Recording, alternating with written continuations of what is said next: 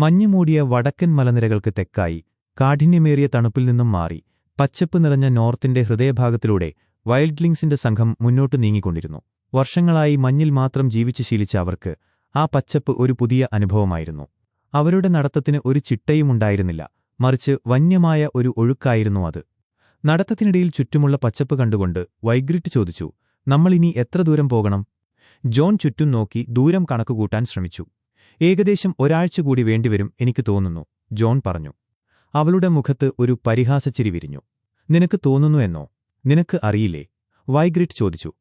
ഞങ്ങൾ കാസൽ ബ്ലാക്കിലേക്ക് പോയപ്പോൾ Kings road വഴിയാണ് പോയത്, ജോൺ മറുപടി നൽകി. ക്ഷീണം മാറ്റാനായി അവർ അവിടെയുള്ള ഒരു പാറയിൽ ഇരുന്നു.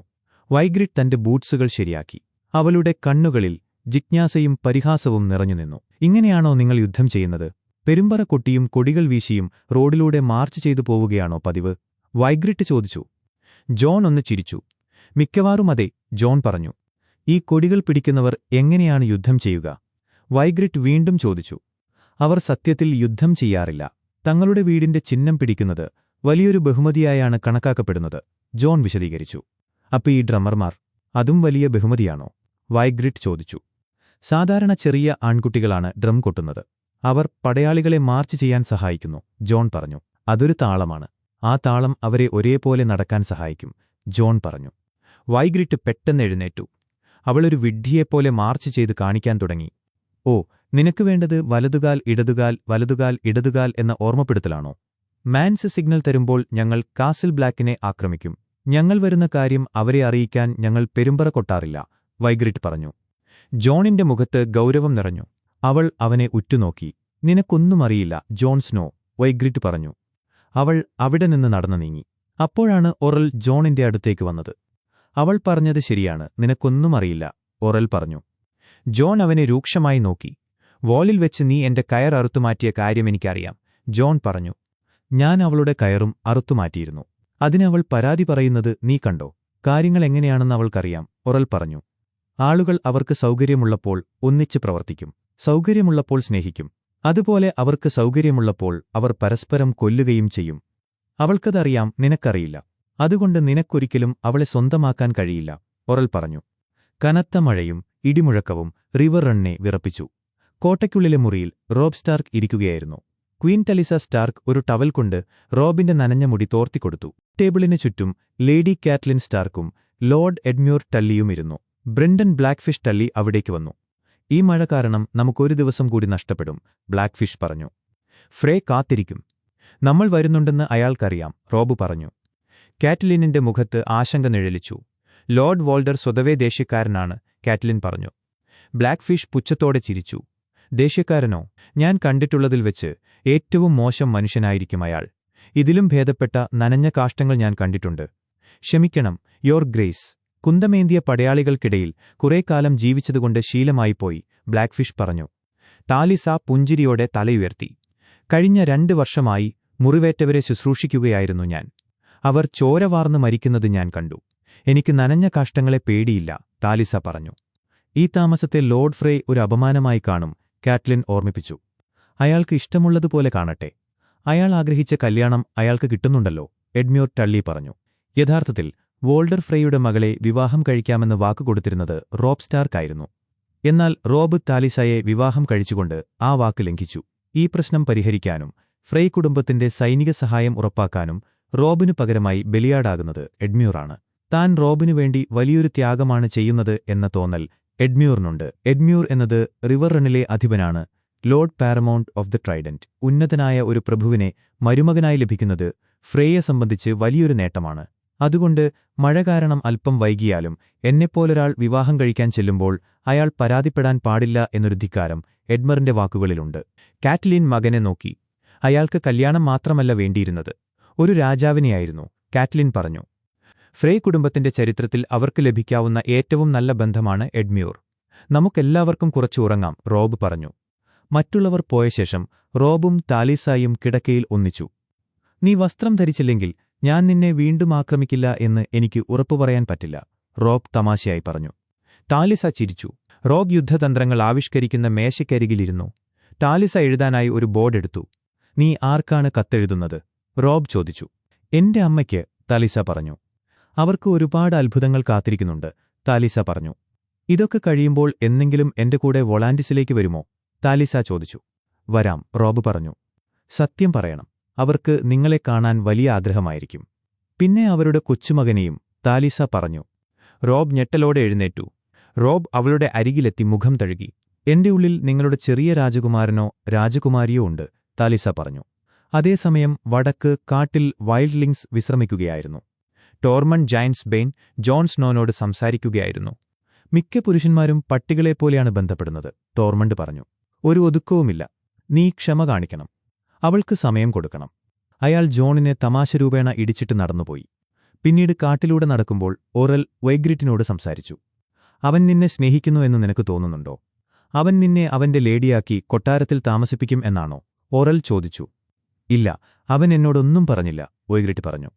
രാത്രിയിൽ നിങ്ങൾ രണ്ടും പെൺകുട്ടികളെപ്പോലെ ചിരിക്കുന്നതും മന്ത്രിക്കുന്നതും ഞാൻ കണ്ടിട്ടുണ്ട്. വൈഗ്രിറ്റ് നടക്കാൻ ശ്രമിച്ചെങ്കിലും ഒറൽ അവളെ തടഞ്ഞു.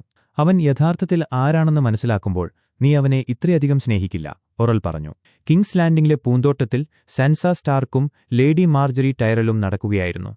വിന്റർഫെല്ലിൽ വളരുമ്പോൾ ഞാൻ എപ്പോഴും ആഗ്രഹിച്ചിരുന്നത് ഇവിടെ വരാനായിരുന്നു. ഞാൻ വിഡ്ഢിയാണ്. ഒരിക്കലും പഠിക്കാത്ത വിഡ്ഢിത്തം നിറഞ്ഞ സ്വപ്നങ്ങൾ കാണുന്ന വെറുമൊരു പെൺകുട്ടി, സാൻസ പറഞ്ഞു. നീ സന്തോഷവതിയായിരിക്കാൻ ഞാൻ ആഗ്രഹിക്കുന്നു, മാർജറി പറഞ്ഞു. ഞാൻ എങ്ങനെ ഈ സാഹചര്യത്തിൽ ജീവിക്കും? എനിക്ക് അയാളെ വിവാഹം കഴിക്കണം, സാൻസ പറഞ്ഞു. ലോർഡ് ടിരിയൻ നിന്നോട് മോശമായി പെരുമാറിയോ? മാർജറി ചോദിച്ചു.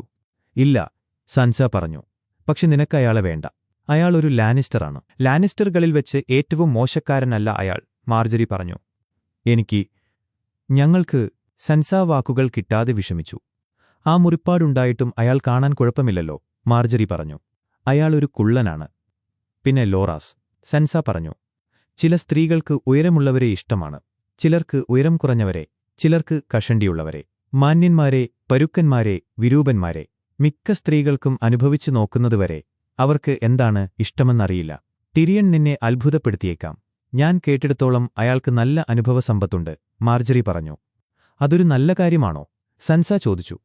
ആകാം. നമ്മളെ സന്തോഷിപ്പിക്കാൻ പരിശീലനം ആവശ്യമാണ്, മാർജറി പറഞ്ഞു. ടിരിയണിന്റെ മുറിയിൽ ടിരിയണും ബ്രോണും മദ്യം കഴിച്ചുകൊണ്ടിരിക്കുകയായിരുന്നു. അവളൊരു കുട്ടിയാണ്, ടിരിയൻ പറഞ്ഞു. നിന്നേക്കാൾ ഉയരമുള്ള കുട്ടി, ബ്രോൺ ഓർമ്മിപ്പിച്ചു. ഷേയ്ക്ക് ഇതിഷ്ടപ്പെടില്ല, ടിരിയൻ പറഞ്ഞു. ഷേ ഒരു വേശ്യയാണ്. നീ അവളെ കെട്ടാൻ പോവുകയാണോ? നിനക്ക് ഷേയെ വേണമെങ്കിൽ അവളെ വെച്ചോ. ഒരാളെ കെട്ടുക, മറ്റൊരാളുമായി കിടക്കുക. ആ സ്റ്റാർക്ക് പെൺകുട്ടിയിൽ ഒരു മകനെ ഉണ്ടാക്കുക. നിനക്ക് 2 സ്ത്രീകളും സ്വന്തമായി ഒരു രാജ്യവുമുണ്ടാകും, ബ്രോൺ പറഞ്ഞു. എന്നെ വെറുക്കാൻ 2 സ്ത്രീകളും അവരുടെ കൂടെ വെറുക്കാൻ ഒരു രാജ്യവും, ടിരിയൻ തിരുത്തി. ആളുകളെക്കൊണ്ട് നിന്നെ സ്നേഹിപ്പിക്കാൻ സമയം കളഞ്ഞാൽ അവസാനം ഈ നഗരത്തിലെ ഏറ്റവും പ്രശസ്തനായ ശവം നീയായിരിക്കും, ബ്രോൺ പറഞ്ഞു. കിങ്സ് ലാൻഡിംഗിലെ സിംഹാസനമുറിയിലേക്ക് ടൈവിൻ ലാനിസ്റ്റർ കടന്നുവന്നു. ജോഫ്രി ബരാത്യൻ അയൺ ത്രോണിൽ ഇരിക്കുകയായിരുന്നു. യോർ ഗ്രേസ്, അങ്ങെന്നോട് സംസാരിക്കണമെന്ന് പറഞ്ഞിരുന്നോ? ടൈവിൻ ചോദിച്ചു. അതെ, എന്റെ സ്മോൾ കൗൺസിൽ മീറ്റിംഗുകളെക്കുറിച്ചുള്ള ഒരു റിപ്പോർട്ട് എനിക്ക് വേണം, ജോഫ്രി പറഞ്ഞു. അങ്ങേക്ക് മീറ്റിംഗുകളിൽ പങ്കെടുക്കാമല്ലോ, ടൈവിൻ പറഞ്ഞു. എനിക്ക് നല്ല തിരക്കാണ്. താങ്കൾ കൗൺസിൽ മീറ്റിംഗുകൾ ടവർ ഓഫ് ദ ഹാൻഡിൽ വെച്ചാണ് നടത്തുന്നത്, ജോഫ്രി പറഞ്ഞു. അതെ, അവിടെ നിന്ന് ഇവിടേക്ക് നടക്കാൻ സമയമെടുക്കും. ആ സമയം എനിക്ക് മറ്റ് കാര്യങ്ങൾക്ക് ഉപയോഗിക്കാം, ടൈവിൻ പറഞ്ഞു. അപ്പോൾ എനിക്ക് മീറ്റിംഗിൽ പങ്കെടുക്കണമെങ്കിൽ ഞാൻ ആ പടികളെല്ലാം കയറി വരണമെന്നാണോ? ജോഫ്രി ചോദിച്ചു. ടൈവിൻ അടുത്തുചെന്ന് പറഞ്ഞു. അങ്ങയെ എടുത്തുകൊണ്ടുവരാൻ നമുക്ക് ഏർപ്പാടാക്കാം. കിഴക്കുള്ള ആ ടാർഗാരിയൻ പെൺകുട്ടിയെക്കുറിച്ചും അവളുടെ ഡ്രാഗണുകളെക്കുറിച്ചും പറയൂ. അത് സത്യമാണോ? ജോഫ്രി ചോദിച്ചു. അതെ എന്ന് തോന്നുന്നു. എന്നാൽ അത് ഭീഷണിയല്ല. അവസാനത്തെ ഡ്രാഗണിന്റെ തലയോട്ടിക്ക് ഒരു ആപ്പിളിന്റെ വലിപ്പമേ ഉണ്ടായിരുന്നുള്ളൂ, ടൈവിൻ പറഞ്ഞു. ഏറ്റവും വലുതിന് ഒരു രഥത്തിന്റെ വലിപ്പമുണ്ടായിരുന്നു, ജോഫ്രി പറഞ്ഞു. അതെ, അത് 300 വർഷങ്ങൾക്ക് മുൻപ് ചത്തുപോയി. ലോകത്തിന്റെ അങ്ങേയറ്റത്തുള്ള കൗതുകവസ്തുക്കൾ നമുക്ക് ഭീഷണിയല്ല, ടൈവിൻ പറഞ്ഞു. എസോസിൽ ഡെനറിസ് ടാർഗാരിയന്റെ മുന്നിലേക്ക് യുങ്കൈ പ്രതിനിധി റഡ്സാൽ മോ എറാസ് വന്നു. യുങ്കൈ പുരാതനമാണ്. പല സൈന്യങ്ങളും ഞങ്ങളുടെ മതിലുകൾക്ക് മുന്നിൽ തകർന്നിട്ടുണ്ട്. ഇവിടെ വിജയം എളുപ്പമല്ല ഹലീസി, അയാൾ പറഞ്ഞു. ഡെനറിസ് ഒരു കഷ്ണം പച്ചമാംസമെറിഞ്ഞു. ഡ്രാഗണുകൾ അത് പിടിച്ചെടുത്തു. റഡ്സാൽ പേടിച്ചു. എന്റെ അൺസലീഡിന് പരിശീലനം ആവശ്യമാണ്, ഡെനറിസ് പറഞ്ഞു. നിങ്ങൾക്ക് ആവശ്യമുള്ളത്ര കപ്പലുകൾ ഞങ്ങൾ നൽകാം, അയാൾ പറഞ്ഞു. അടിമകൾ സ്വർണം കാണിച്ചു. പകരം എന്തു വേണം? ഡെനേരിസ് ചോദിച്ചു. ഈ കപ്പലുകൾ ഉപയോഗിച്ച് നിങ്ങൾ വെസ്റ്ററോസിലേക്ക് മടങ്ങിപ്പോകണം, അയാൾ പറഞ്ഞു. എനിക്ക് നിങ്ങൾക്കും ഒരു സമ്മാനം തരാനുണ്ട്. നിങ്ങളുടെ ജീവൻ, ഡെനേറിസ് പറഞ്ഞു. പകരമായി യുങ്കായിലെ മുഴുവൻ അടിമകളെയും മോചിപ്പിക്കണം. ഈ സമ്മാനം നിരസിച്ചാൽ ഞാൻ യാതൊരു ദയയും കാണിക്കില്ല. നിങ്ങൾക്ക് ഭ്രാന്താണ്. ഞങ്ങൾക്ക് ശക്തരായ സുഹൃത്തുക്കളുണ്ട്. ഞങ്ങൾ വഴങ്ങില്ല, അയാൾ പറഞ്ഞു. അയാൾ പോയശേഷം ഡെനറിസ് ചോദിച്ചു, ശക്തരായ സുഹൃത്തുക്കൾ എന്ന് അവൻ ആരെക്കുറിച്ചാണ് പറഞ്ഞത്? എനിക്കറിയില്ല, ജോറ പറഞ്ഞു. കണ്ടുപിടിക്കൂ, ഡെനറിസ് പറഞ്ഞു. രാത്രിയിൽ ടിരിയനിന്റെ മുറിയിൽ ഷേ ഒരു സ്വർണമാല നോക്കുകയായിരുന്നു. ഇത് തനി സ്വർണമാണ്. ഇതുകൊണ്ട് നിനക്കൊരു കപ്പൽ വാങ്ങാം, ടിരിയൻ പറഞ്ഞു. എനിക്ക് കപ്പൽ എന്തിനാണ്? ഞാൻ നിങ്ങളുടെ കല്യാണത്തിന് ക്ഷണിക്കപ്പെട്ടിട്ടുണ്ടോ? ഷേ ചോദിച്ചു. ഇത് കടമയാണ്, ആഗ്രഹമല്ല, ടിരിയൻ പറഞ്ഞു. ലോകം ഭരിക്കുന്നത് നിങ്ങളുടെ അച്ഛനല്ല. നമുക്ക് നാരോസി കടന്നുപോകാം, ഷേ പറഞ്ഞു. അവിടെ ഞാൻ എന്തു ചെയ്യും?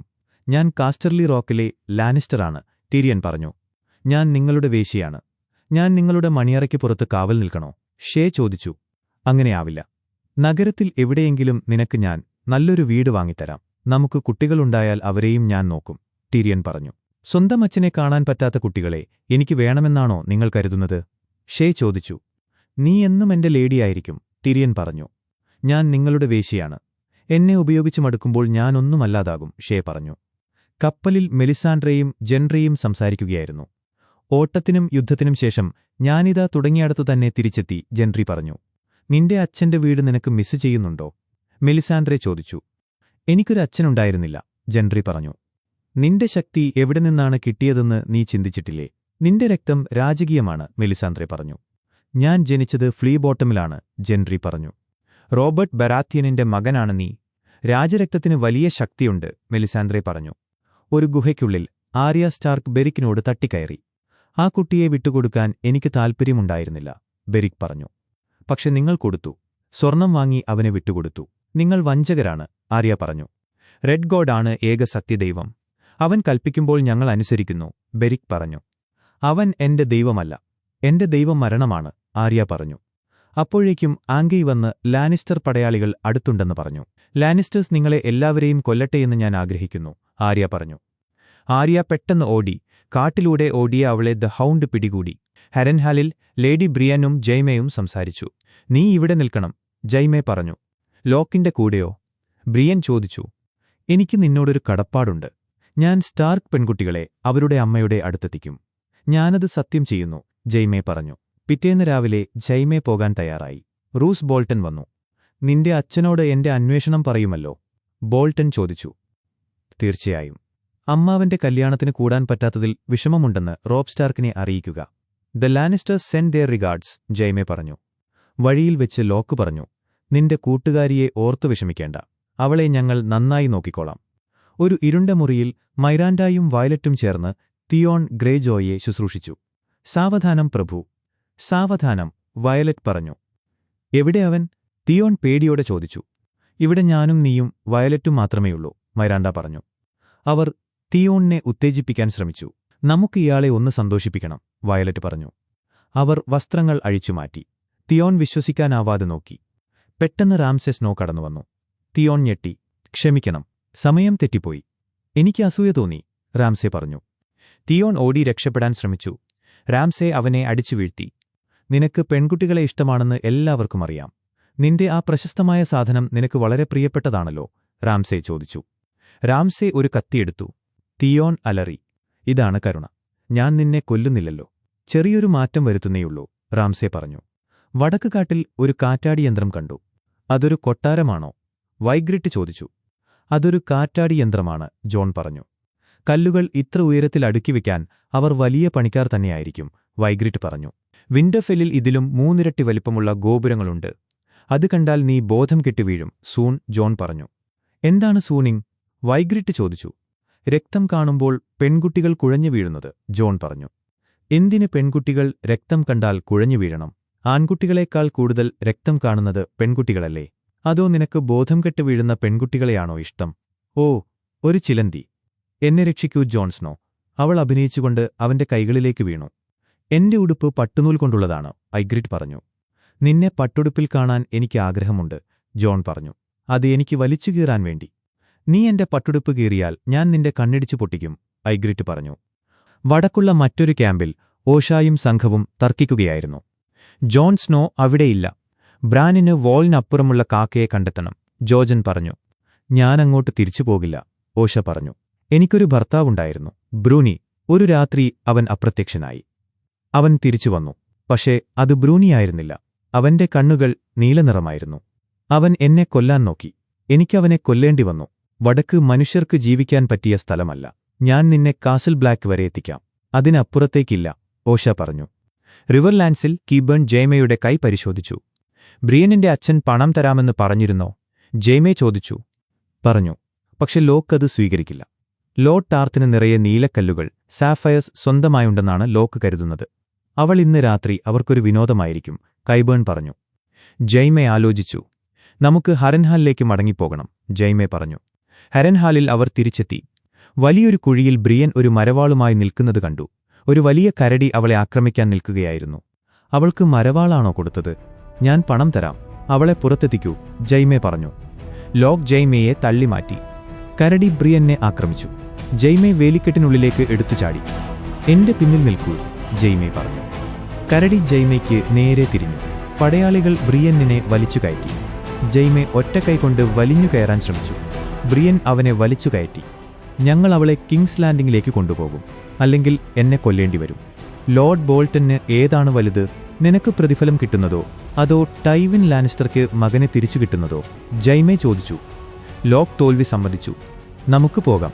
നീലക്കല്ലുകളുടെ കാര്യത്തിൽ ക്ഷമിക്കണം, ജെയ്മെ പറഞ്ഞു. ജെയ്മയും ബ്രിയനും നടന്നു നീങ്ങി. കരടി അലറിക്കൊണ്ടിരുന്നു. എപ്പിസോഡ് അവസാനിക്കുന്നു. ഗെയിം ഓഫ് ത്രോൺസിന്റെ ബാക്കി എപ്പിസോഡുകൾ മിസ്സാവാതിരിക്കാൻ ഇപ്പോൾ തന്നെ ചാനൽ സബ്സ്ക്രൈബ് ചെയ്യുക. Thank you so much.